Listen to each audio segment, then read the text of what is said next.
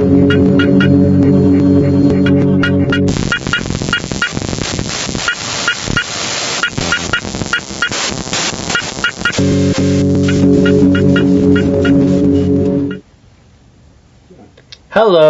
welcome to Ear Meal. We're going to change things up on this particular episode.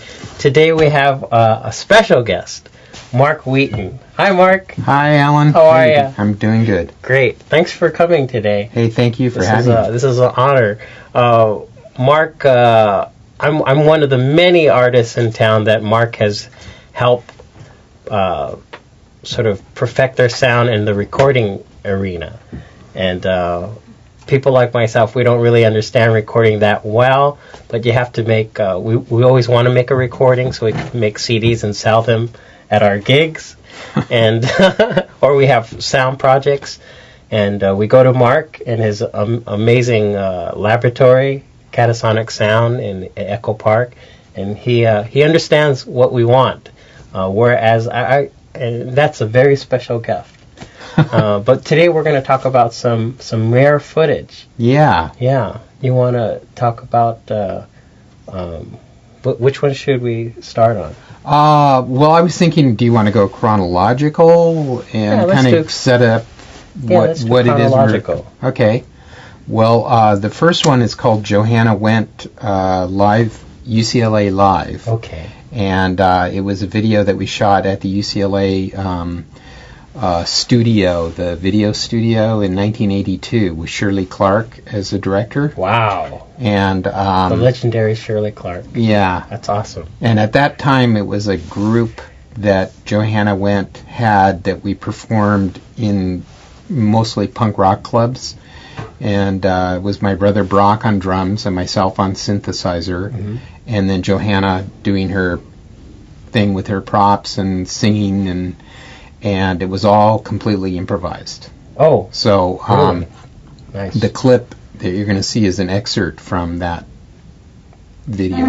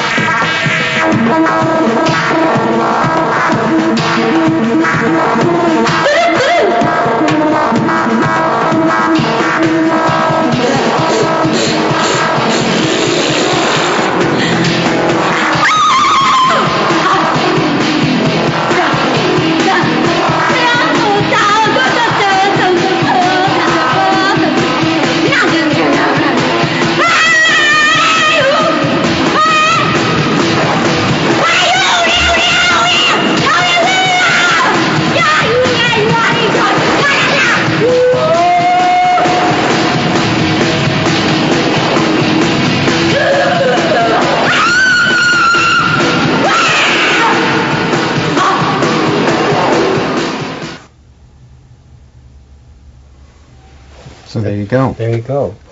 What year is this? 1982. 1982. Oh.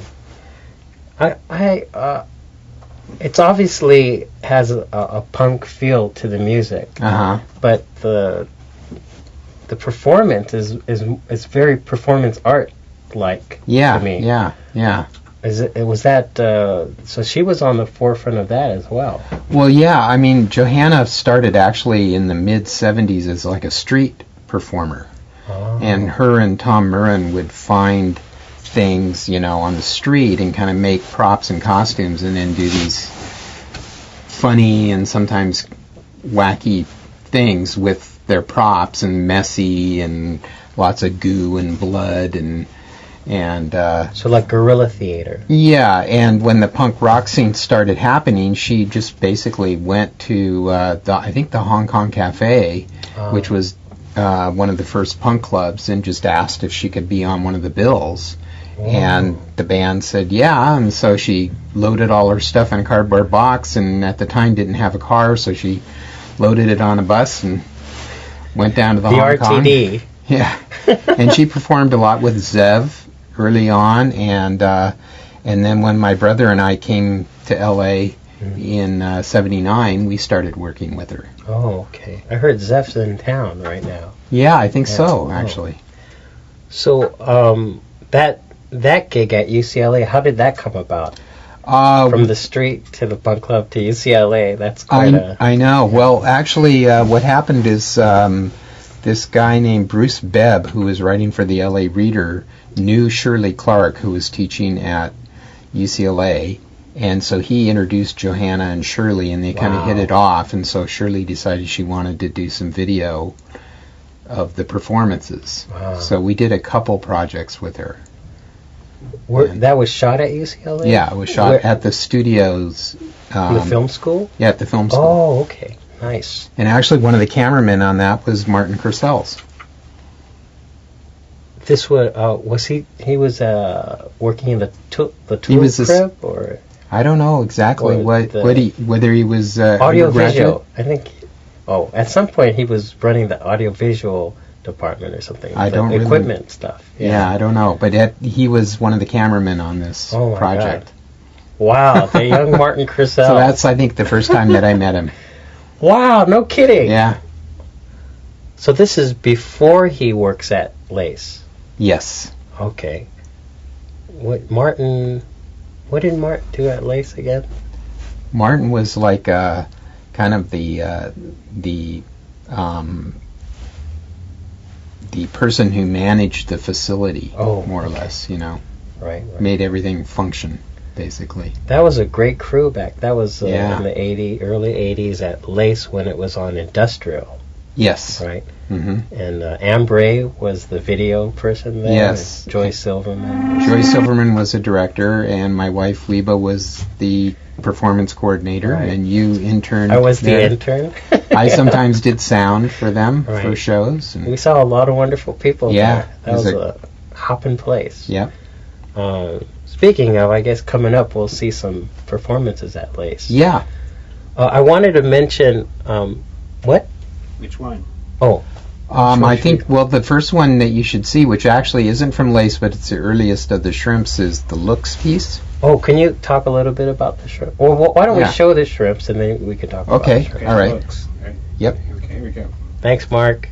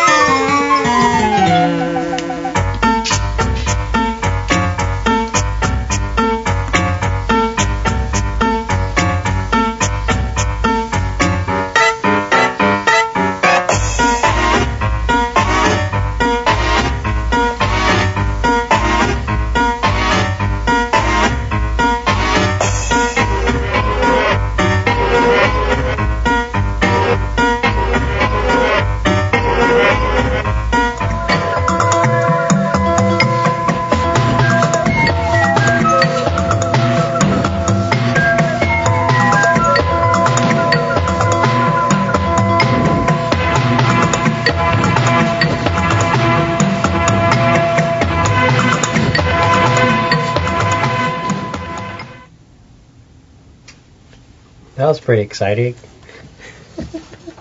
You know, when I look at this footage of the shrimps and Joanna went, something we talked about before, in the history of performance art, you don't see a lot of written critique, or they're not mentioned a lot. Yeah. And why do you think that is? Well, I think that I'm not so sure with the shrimps, because I know that they kind of did come out of some aspect of the academic art world, but Johanna came kind of from street theater and all of that, so she really wasn't part of the art kind of scene in that sense.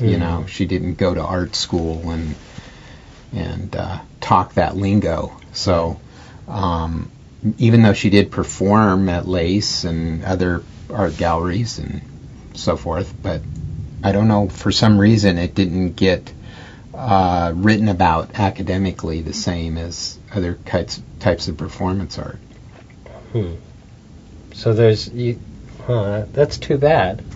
It's kind of like the LA Moondog or something like that. Yeah. Well, what Johanna and I did is we put together some of the early videos on a DVD that you can actually buy. So that's kind of our way of documenting the work.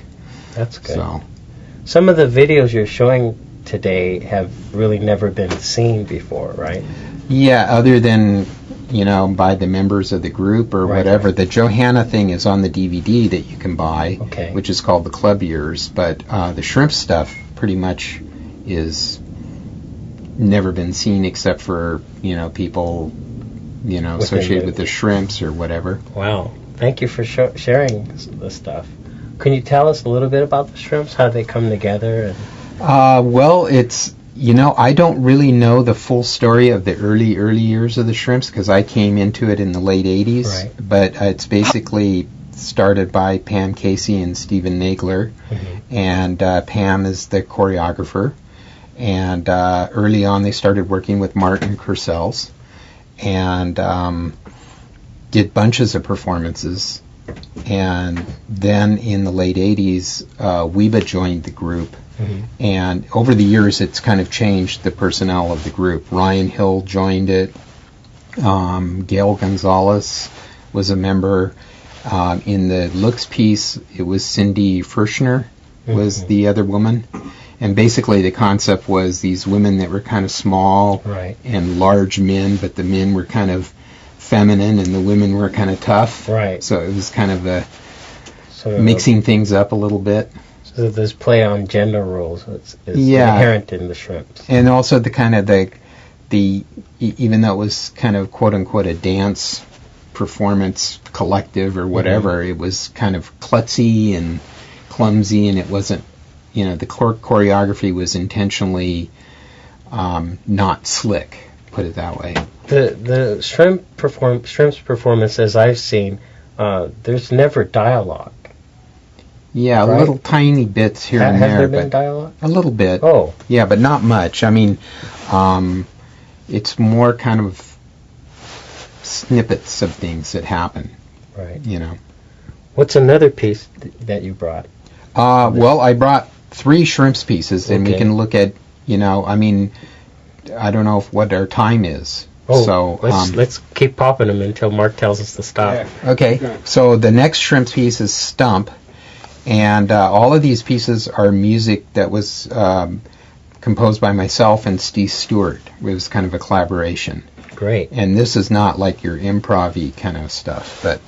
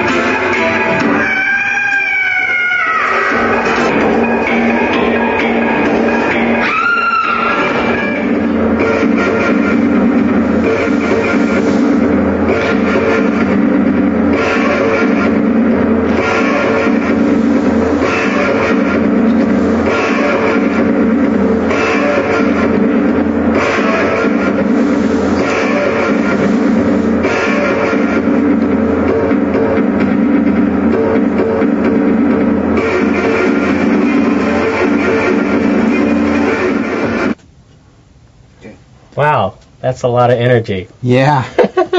There's another one that happened in front of Lace, right, that you brought. Yeah. I really would like to show that. Can you tell us a little bit of what you did on that project? Okay, it's called Stun, and that one also is a collaboration with Steve Stewart, and the music, all of these were music that we pre-recorded, but we kind of mixed it up and tried to get some kind of live performance element out of it. But so in that particular show, we had two completely different PA systems, one on each side of the street.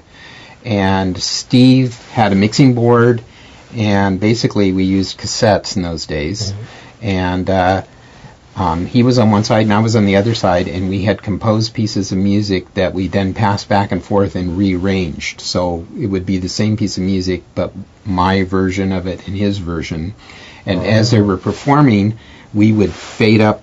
I would fade up mine, he would fade his down, and then he would fade up his, and I'd fade mine down. So it was always kind of live cross-mixing of the different versions of each piece. Oh, okay. So let's check that out.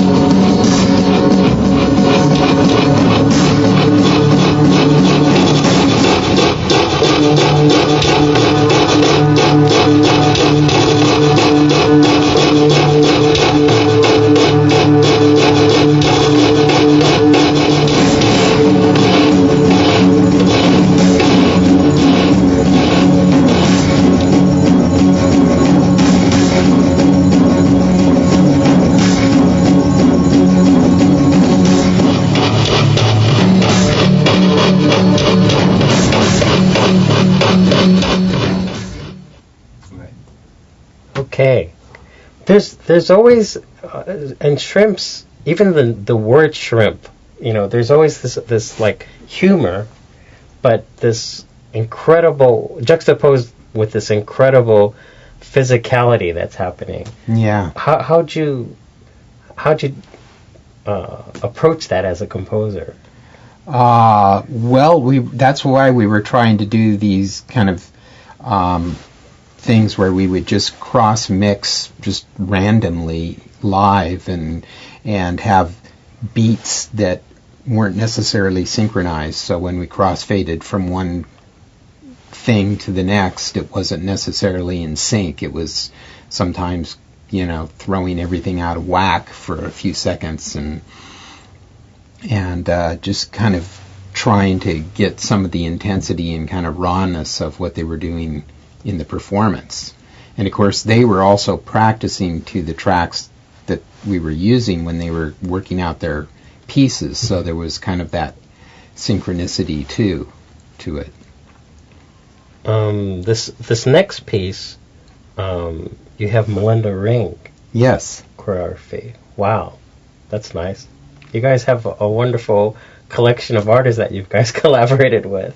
Well, this was actually a piece that Martin Kurcels and Leslie Dick came up with, and it was a video piece called Ripcord, and I did the music, and then Melinda was the performer.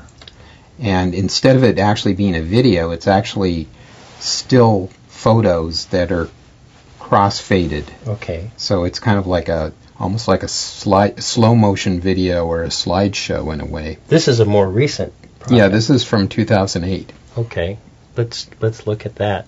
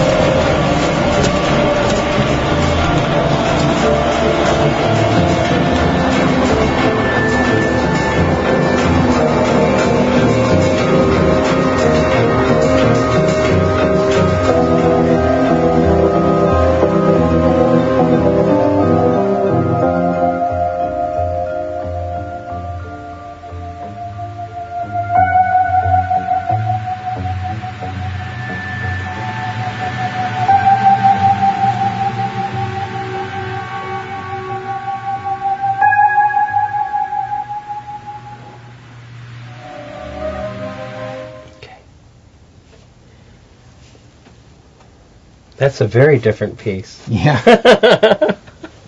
Have people seen that a lot? That was shown at a gallery show in 2008 that Martin did at the Acme Gallery. Oh, here. And that was the only time it got shown. It was actually a 4-channel, like a quadraphonic piece. So it was on a flat screen with 4 speakers in the room, so you kind of got immersed in the sound of the wind and the motion of it. You've actually worked a lot with Martin Kurcels. Yeah. Right. Mm-hmm. Are you working with him right now? No. He's. But I remember you gave me a CD once of the was it a desk, the office piece? Yeah, the Objects of the Dealer. Was that for the Biennale? No, that was for the Dan Bernier Gallery show that he did, and he also did that piece was shown at a couple other galleries or museums, I think, over the years. In that situation, even though Martin probably has the idea in his head. It's really up to you to come up with the actual sounds. And yeah, it was kind of an interesting thing because he said compose a soundtrack for each of these objects so that when the person physically touched something related to the object, like the keyboard of the computer or pulled out a drawer, a soundtrack on a cassette loop would play. So there was all these little mini cassette players with the soundtrack, and they were triggered by somebody touching the object. So you must have given some proposals of what sounds you were thinking of, but you must have also composed things. Yeah, they were all like little mini soundtracks. Wow. Yeah. All for how long would they be? How long were the loops? They were maybe 3 minutes or something, sometimes longer. So in addition to making music for performance groups and what have you, and then also working with artists on their sound installations and sculptures and whatnot in videos. Yeah. You also have Catasonic. Yes. Which that's a different hat that you put on. Yes. And I mean, throughout the years I've come to you and you've helped us out. How is that part of your art making kind of experience? Well, my role has always been to kind of be a support person for artwork. So when I've done music for performance, it's always been trying to come up with my component of whatever the person's doing. So it's kind of just another aspect of engineering. I mean, somebody comes in and they want to do a project, and I try to help them figure out how to do it, how to get the sound right, or get it to be something that's appropriate for what they're trying to do, whether it's a gallery installation or a video art piece, or quite often musicians doing rock music, not always improv or artsy at all. Mm-hmm. A lot of these projects can be accessed at your website, right? Yes. What's your website? It's catasonic.com. Oh, so that's easy. Catasonic.com. Yeah. Well, we have one more piece. Okay. All right, let's check that out. It's the Glendive piece. Glendive Drinking Party. And we can actually talk over part of this if it starts it, just so that you understand. This is actually a 8mm film that my grandfather took in the early 50s in Glendive, Montana, and it's a party at their house. Nice. So that's what this is. And then the music is music that I've composed for different people, and I kind of mashed it up and put it under this. Cool. It's a Wheaton mashup. Yes. Nice.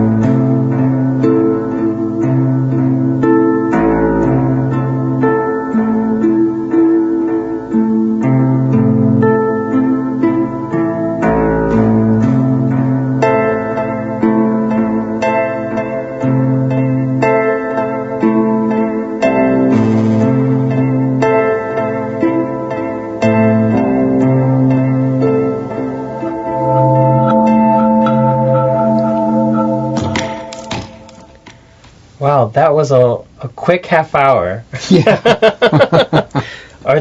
So you know all those people in that film? No, I actually don't. I know Oh. there's my uncle is in that film, and my grandmother, and everybody else I don't really know. They look like they're having a really great time. Drinking some Ham's beer. Nice. Awesome. Well, I really appreciate you being on the show today, Mark. That was great. Thank you. I know I speak for everybody that I've ever brought into the Catasonic, but we really appreciate your crafting and guidance, not only through your mastery of Pro Tools, but just that you have this innate sense of what we want. And often we can't vocalize it, and we just sort of like ramble, and then you're able to like do what you do, and then wham, it's better than what we thought we could get. So I just wanted to say thank you. Hi, thank you. Thank you. And thank you guys for watching Ear Meal. We're having a great time.